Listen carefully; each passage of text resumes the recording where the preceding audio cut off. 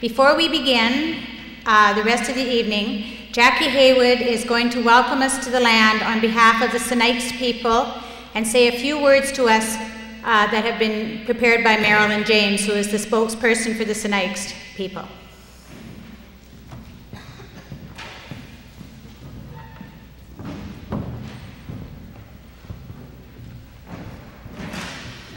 Good evening. As Mo mentioned, my name is Jackie Haywood, and I'm one of the founding directors of the Coalition of Supporters of the Sinixt Lakes Peoples.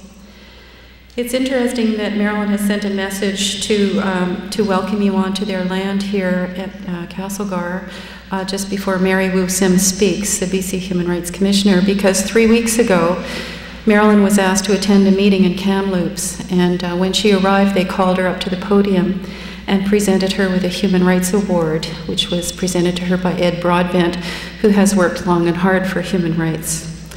The Human Rights Award was for her outstanding commitment and service to improve human rights in her community.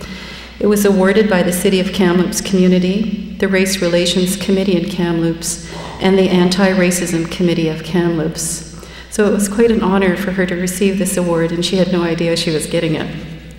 Marilyn also sits on the board of directors for the Kamloops Sexual Assault Center. She organizes and takes part every year in the Take Back the Night March in Kamloops. She dedicates a lot of time and energy towards human rights issues that impact both Native and non-Native communities. She's a great asset to the Kamloops community, and our coalition would love to see her working in this area in her traditional territory. Our mandate for the coalition is to monitor and lobby for the inclusion of the Sinixt people in processes that are happening in their traditional territory. So at this point, I'd like to thank Andrea Lofquist and Mo Lyons for making the inclusion here tonight in your women's conference so easy. It's not always that easy. Many of you probably work on a lot of issues such as sexism, racism, homophobia, class inequities, militarism, the environment, but a lot of times a very important part of the puzzle is missing. And part of the puzzle that's missing is whose land we're really on. Once you acknowledge that, you bring the work that you're doing out of the colonial state. Your women's conference, by inclusion of Marilyn, has come out of the colonial state. I'd like it, and those of you who think that because this is called the Kootenays, it's Kootenay territory, there is a book that's now with University of Toronto Press, and it's being edited. It will be published within the year, called Keeping the Lakes Way, Reburial and the Recreation of a Moral World Amongst an Invisible People. And it will have the best documented ethnography that I have yet read about the Sinixt people. So those of you who are interested in that, the book will be available within the year so that you can help educate yourself. So tonight, Marilyn is truly an invisible person because she's not here, but she has sent her message for me to read to you. And I quote, "My name is Marilyn James, and I am the appointed spokesperson for the Sinixt Lakes Nation. I often introduce myself as an apparition because when I was 4 years old, my people were declared extinct by the Canadian government, and I ceased to legally exist as Sinixt. My people have ghost status north of the 49th parallel, and people like the members of our coalition of supporters we call the Ghost Busters. On August the 9th, 1995, the Federal Minister of Indian Affairs, Ron Irwin, made the following statement in a written document to our coalition of supporters. And it said, "The Sinixt, known as the Arrow Lakes Band, ceased to exist as a band for the purpose of the Indian Act. It does not, of course, mean that the Sinixt people ceased to exist as a tribal group. My people do exist as a tribal group, and we certainly didn't need Ron Irwin to make us aware of that fact. My people care about and use our ancestral homeland today. We hunt, we fish, we gather medicines and foods, and we carry on with our ceremonies on our land. But most importantly, the Sinixt have worked hard, even in the face of bureaucratic opposition, to repatriate our ancestors from the shelves of government institutions and private collections throughout this province.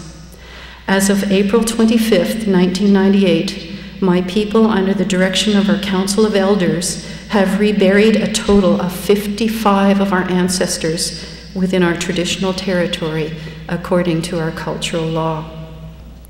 Right here in Selkirk College, we are gathered at the confluence of the Kootenay and Columbia rivers.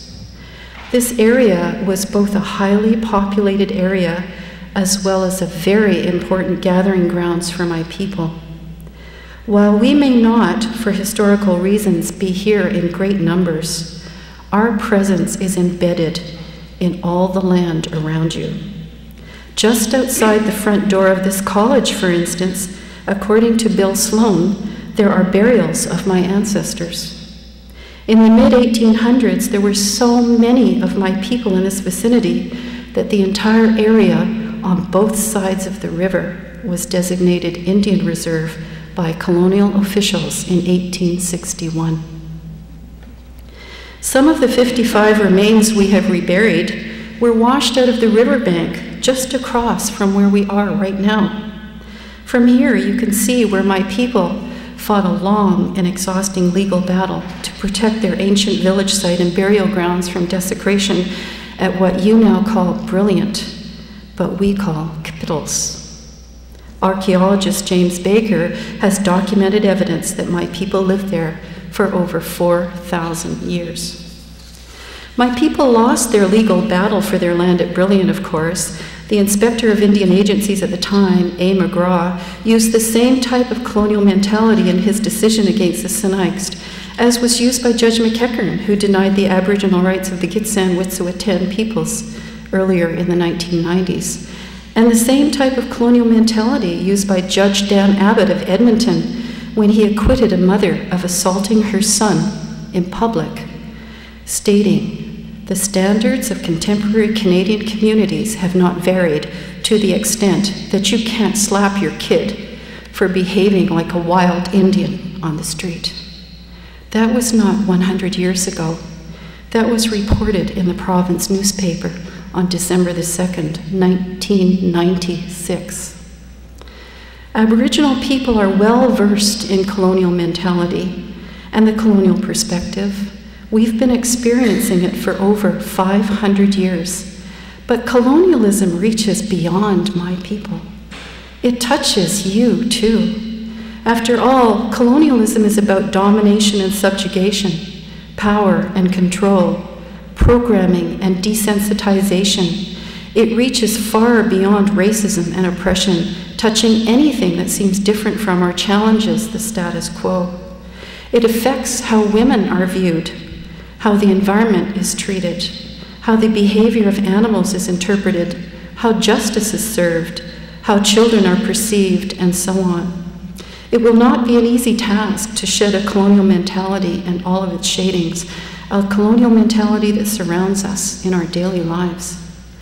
Within any oppressed group, it is often the women and children who suffer the brunt of colonialism and interactions with a patriarchal society. My people are a matriarchal society, so you can well imagine the disastrous effect a patriarchal system has had and continues to have on my people. But we are still maintaining a presence in our homeland. Barely 25 miles from here, my people have set up and maintained an occupation camp to protect our ancient village site and burial grounds from further desecration in Valakan. Even many Valakan residents don't realize that our camp, now going into its 10th year, is one of the longest peaceful native occupations of government-owned land in the history of Canada. We are also involved in protecting what is left of the environment for the future generations. That is a large part of our responsibility to our land, to our people, and to all beings who live here, even you. A few years ago, my son came home from school and told me that they were studying the history of the civil rights movement. He was excited and he asked me, "Mom, do you know who started the civil rights movement?" "I do." And Marilyn, of course, said, yes, I do know who started the civil rights movement, but who did your teacher tell you started it? And he, of course, said Martin Luther King Jr. Marilyn thought, a teaching moment. She sat her son down and she talked to him about the little people like Rosa Parks who got fed up sitting at the back of the bus. And she moved to the front and she challenged people's comfort zones. And she told him about the people who, because of their skin color, were excluded from restaurants and were not allowed to sit at the for whites only tables. They got fed up and they challenged people's comfort zones. They went to those restaurants and they sat at the for whites only tables. These were the great leaders in the civil rights movement that you hear very little about, if anything. And many of them were women who wanted a future for their children. During your weekend conference here, I would ask you to remember the little people like Rosa Parks.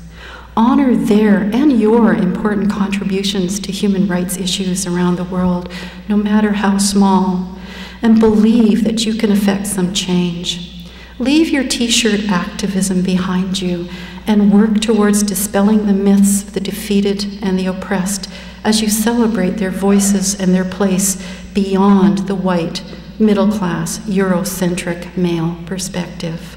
Focus not just on human rights, but also on responsibilities as you learn from and network with each other and think your way into a knowledge with understanding. And while you are meeting here on these gathering grounds that are so highly significant to the Sinixt people, remember that having knowledge is not just what you know and what you understand. It is also the relationship between what you know and what you do with it. And I would like you to leave you with one of my favorite of Marilyn's mottos for the weekend. Life is invisible without the serum, truth. Thank you.